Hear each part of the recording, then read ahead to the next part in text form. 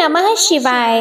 आज पौष मास की अमावस्या तिथि है। आज आप सुनिए पौष अमावस्या की कथा।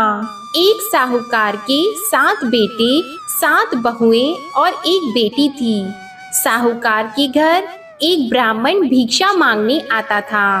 ब्राह्मण को साहूकार की बहू भिक्षा देती थी तो वो ले लेता था, लेकिन जब बेटी भिक्षा देती थी तब वह भिक्षा नहीं लेता था और कहता कि बेटी, तुम सुहागन तो हो, पर तुम्हारे भाग्य में दुख लिखा है।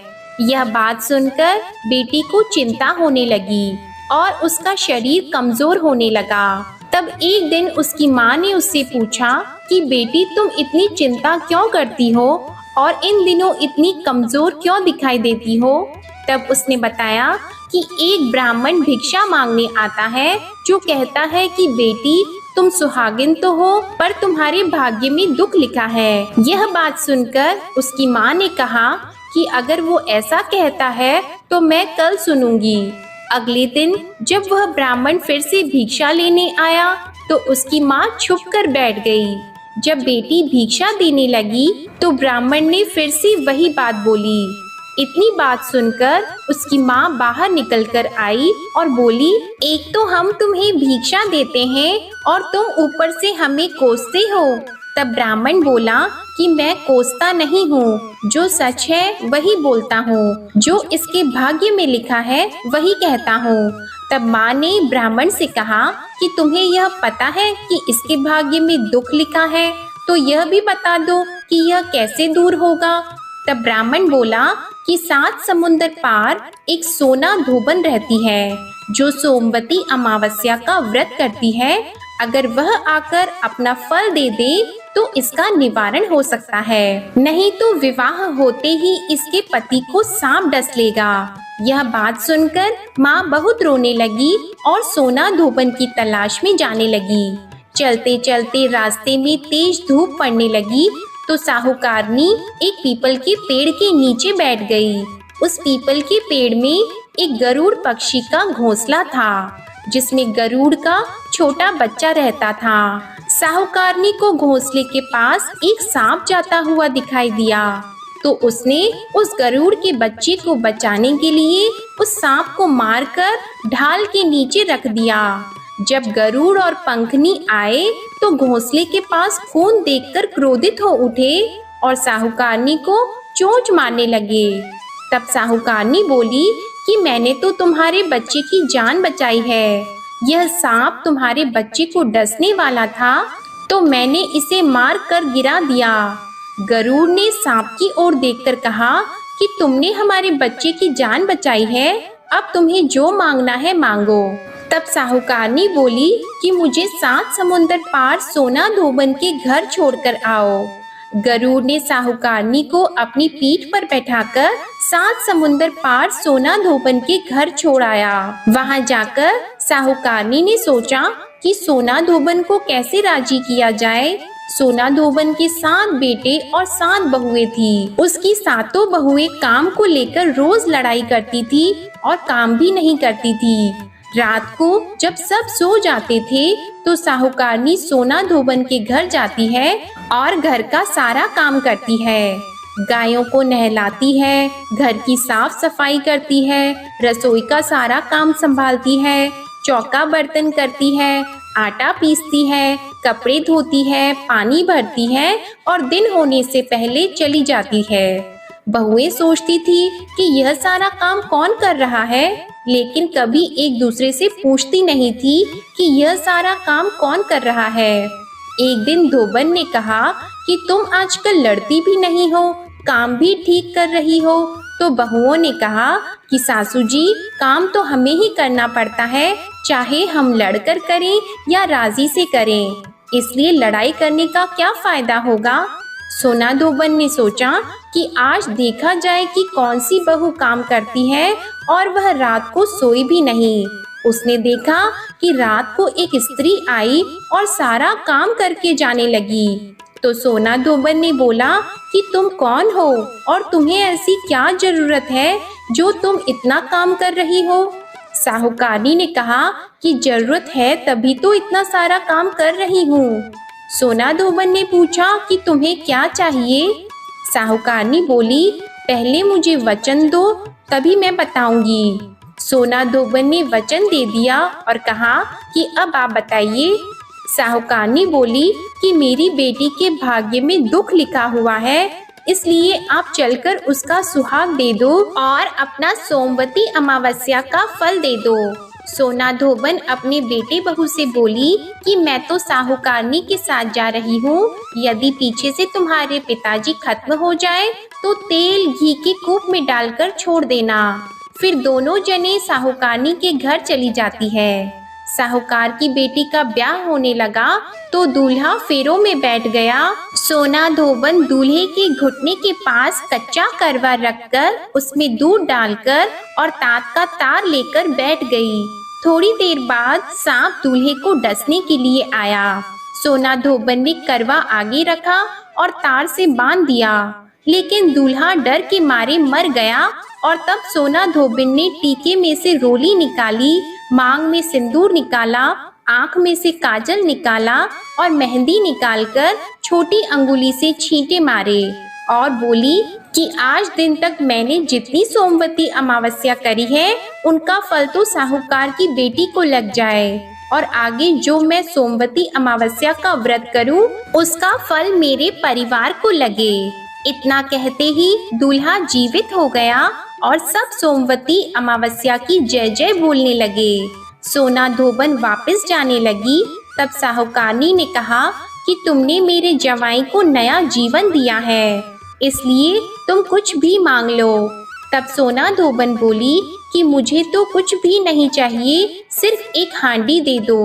वह हांडी लेकर चली जाती है और रास्ते में सोमवती अमावस्या आती है तो सोना धोबन हांडी की 108 परिक्रमा लगाकर पीपल के पेड़ के नीचे गाड़कर घर आ जाती है। घर आकर वह देखती है तो उसका पति मरा हुआ तेल और घी के रूप में पड़ा है।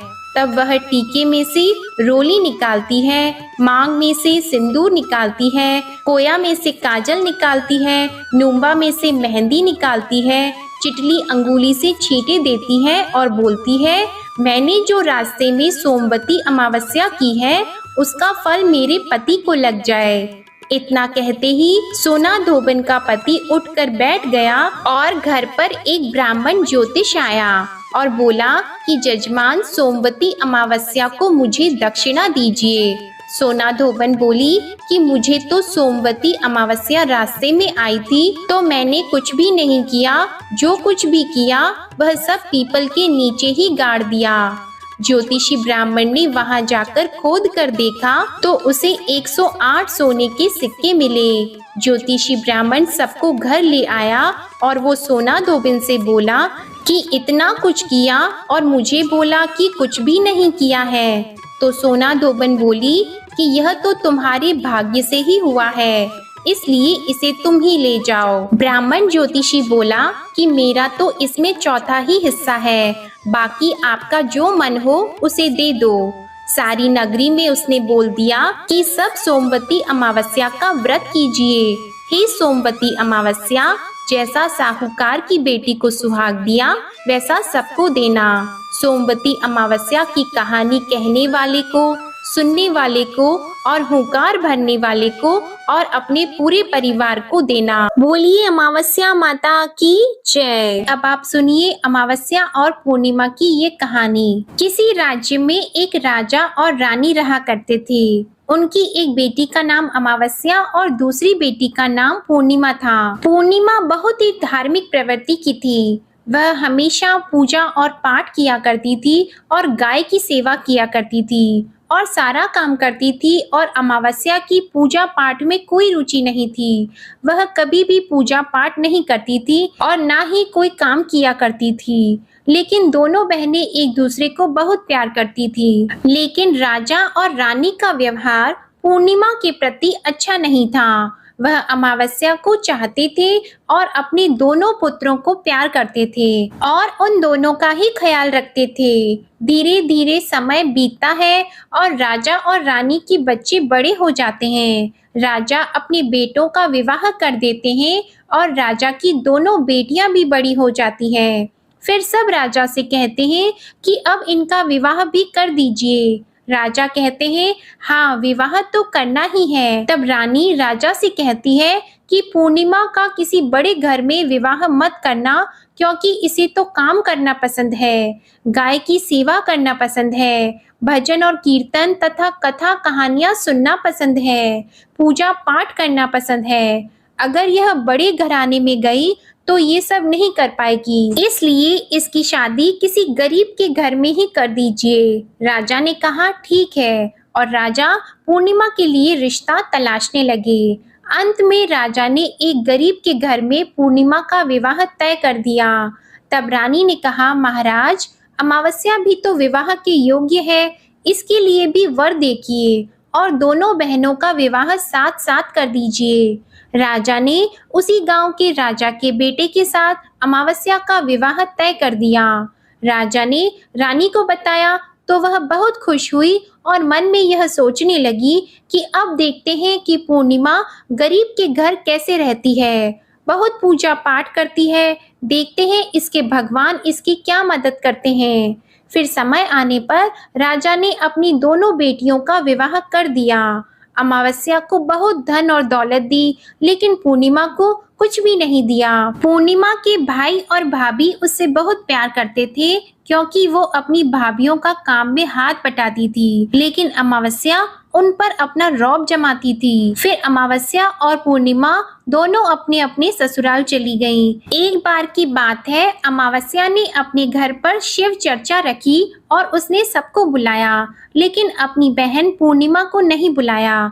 तब पूर्णिमा अपने दरवाजे पर बैठी थी तो गांव की औरतों ने कहा कि तुम्हारी बहन के घर शिव चर्चा है, तुम नहीं जाओगी? तब पूर्णिमा ने कहा, नहीं, मैं नहीं जा रही, क्योंकि मेरी बहन ने मुझे नहीं बुलाया तो मैं कैसे जा सकती हूँ। तब गांव की औरतों ने कहा कि नहीं बुलाया तो क्या हुआ, पूजा पाठ है, तुम चलो हमारे साथ। गांव की औरतों की बात मानकर पूर्णिमा शिव चर्चा में चली गई। जब अमावस्या ने पूर्णिमा को आए हुए देखा तो वह गुस्से से बोली कि जब मैंने तुम्हें नहीं बुलाया तो तुम मेरे घर क्यों चली आई हो? अब आ ही गई हो तो चुपचाप एक जगह बैठे रहना, इधर उधर मत घूमना। उसने पूर्णिमा की गरीबी का बहुत मजाक उड़ाया।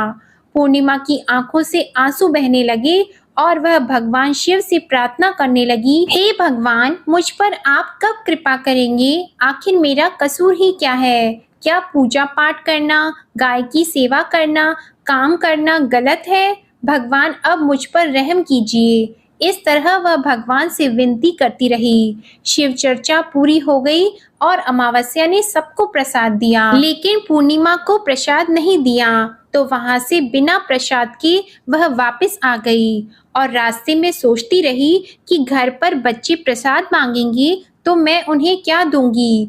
फिर उसके मन में विचार आया कि क्यों न अपने भाई और भाभी से मिलकर आ जाऊं। फिर वे अपने पति और बच्चों को बताकर अपने मायके जाने के लिए निकल गईं। चलते चलते उसे एक तुलसी का पेड़ मिला।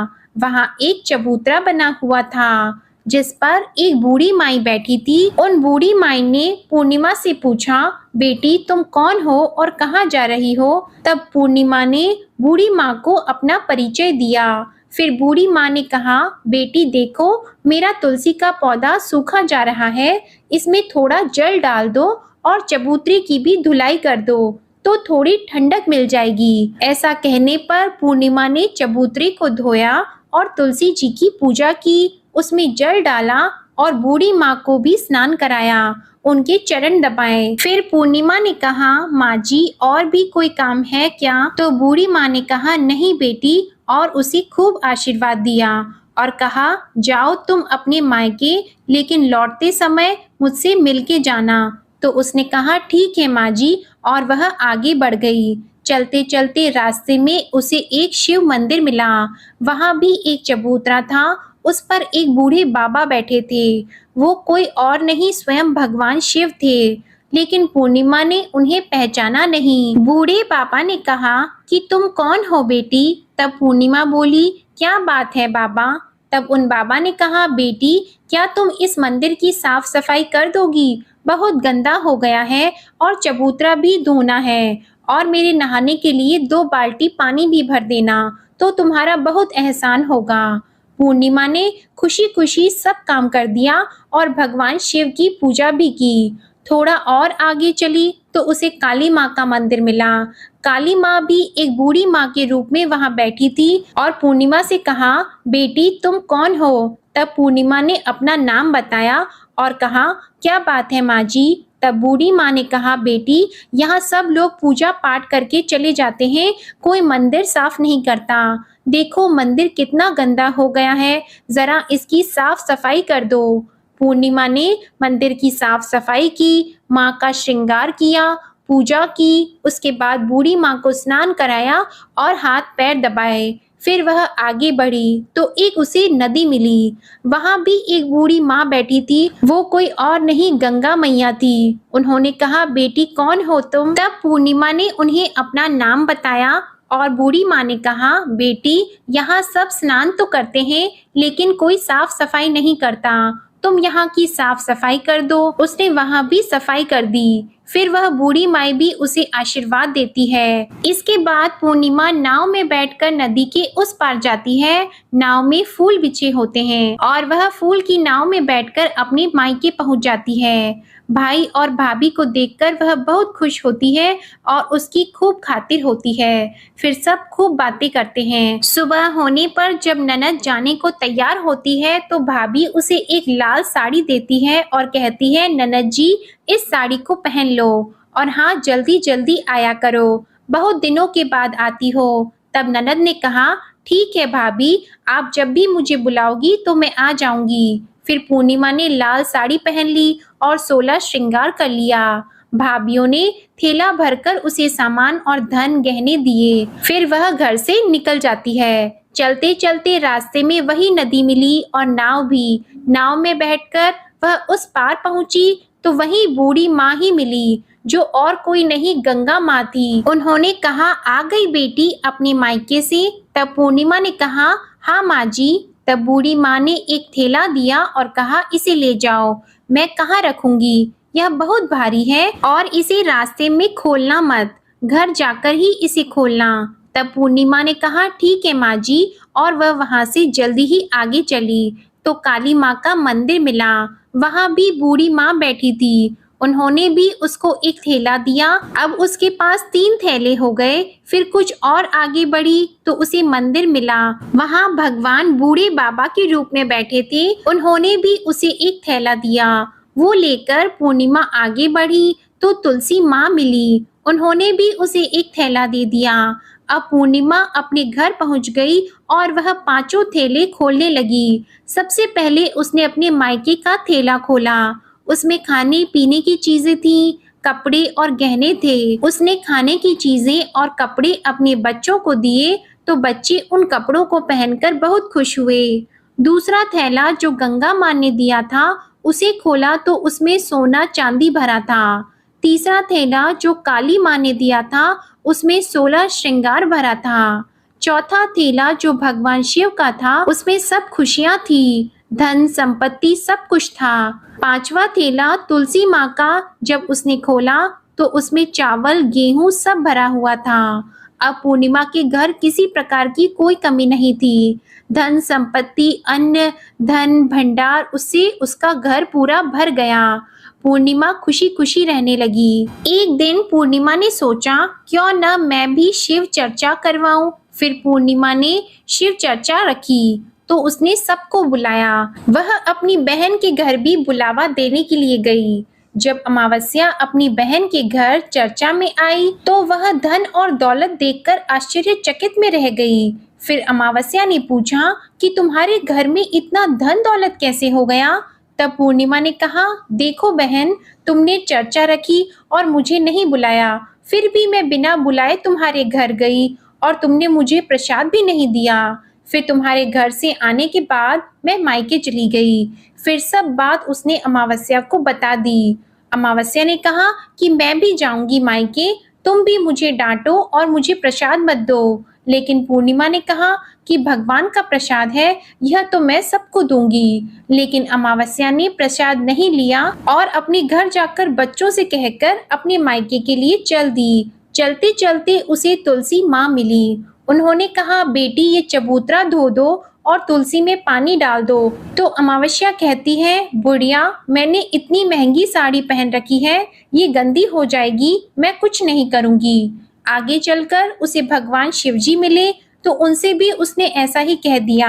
उससे आगे उसे काली माँ मिली तो उनसे भी उसने वही कहा। फिर गंगा मैया मिली तो उनसे भी अमावस्या ने यही कहा। फिर नाव में बैठी तो नाव में उसे कांटे मिले जो उसके पैर में चुभ गए। फिर वह अपने मायके पहुंच गई। तब उनकी भाभीियों ने उसे देखा और कहा कि यह कहाँ से आ गई? अरे पूर्णिमा के पास तो कुछ नहीं था, इसलिए उसे सब कुछ दिया, लेकिन ये यहाँ क्यों आई है? कोई बात नहीं, अब आ ही गई है तो बैठो। ये तो कुछ काम करवाएगी नहीं, बेचारी पूर्णिमा तो सारा काम करवाती है। अमावस्या खाना खाकर सो गई। सुबह हुई तो अमावस्या ने कहा, भाभी हम जा रहे हैं। तो भाभी ने कहा, ठीक है। तब अमावस्या ने कहा, भाभी पूर्णिमा को तो आपने थैला दिया, मुझे कुछ नहीं दिया। तो भाभी ने कहा, जाओ तुम्हारे घर थैला पहुंच जाएगा। फिर अमावस्या चली तो गंगा मैया मिली। गंगा मैया ने कहा कि आ गई बेटी। तो उसने कहा, आपने पूर्णिमा को थैला दिया, मुझे कुछ नहीं दिया। तो गंगा मैया ने कहा, ठीक है जाओ बेटी, हम घर भिजवा देंगे।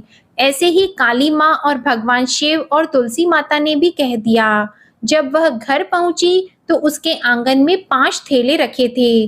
तब अमावस्या उन 5 थैलों को खोलती है तो किसी में मिट्टी, किसी में पत्थर, किसी में सांप और बिच्छू थे। उसने अपना माथा पीट लिया और कहा, हे भगवान, हमें मायके में भी कुछ नहीं मिला और इधर भी कुछ नहीं मिला।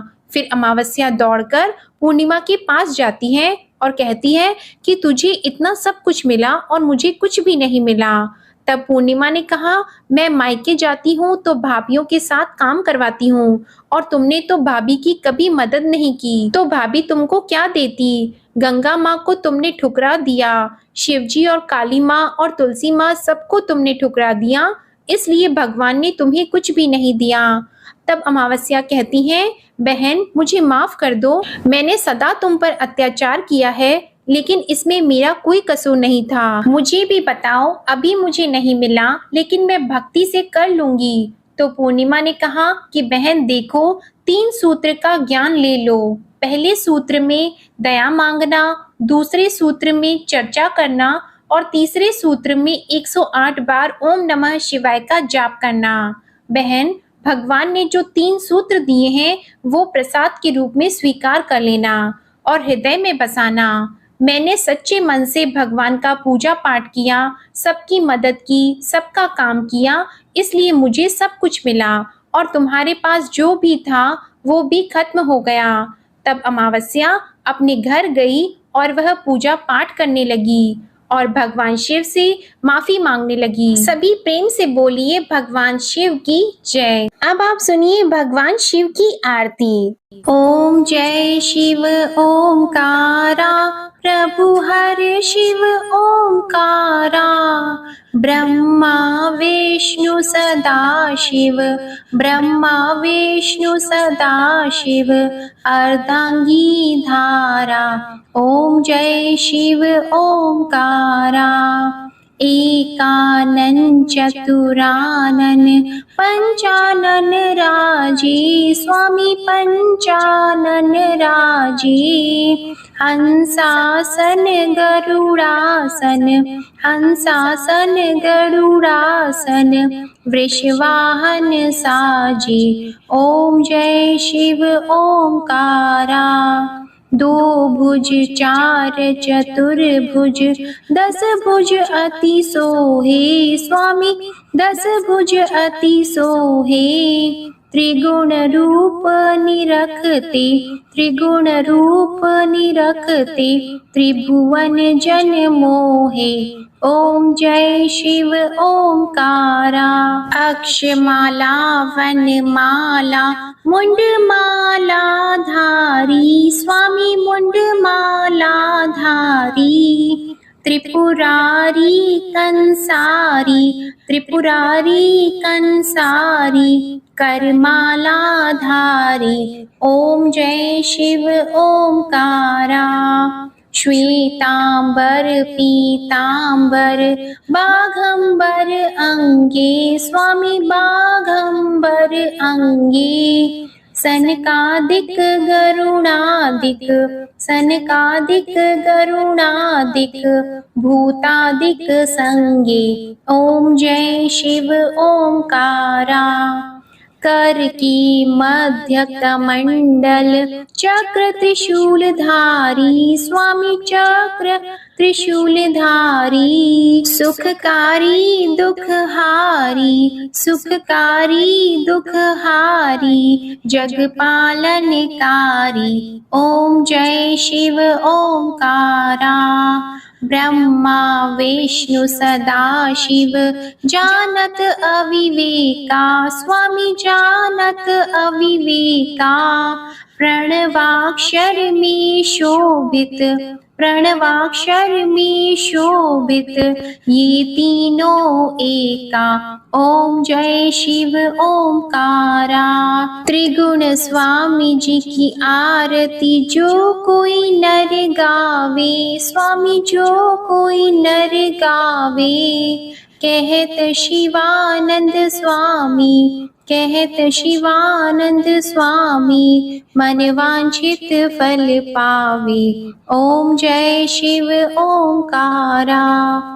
ओम जय शिव ओंकारा। प्रेम से बोलिए भगवान शिव शंकर और माता पार्वती जी की जय। गौरी पुत्र गणेश भगवान की जय। आपको आज की कथा पसंद आए तो वीडियो को लाइक कीजिएगा, शेयर कीजिएगा और कमेंट में भगवान शिव शंकर की जय भी लिखिएगा।